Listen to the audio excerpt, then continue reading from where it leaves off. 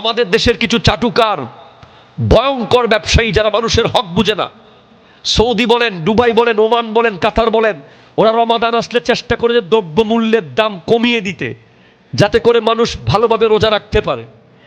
আর আমাদের দেশে রমজানের প্রথম 10 দিন লেবুওয়ালা আর ক্ষীরাওয়ালার, ঠিক কিনা কথা জোরে বলেন। দ্বিতীয় 10 দিন কাপড়ওয়ালার, তৃতীয় 10 দিন গাড়িওয়ালার।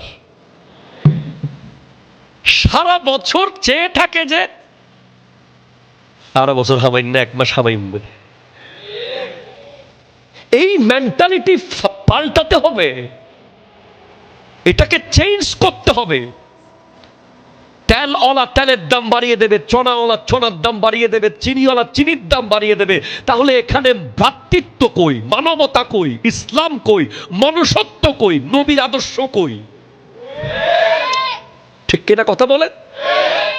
তাহলে রোজাটা কি রাখলেন আপনি?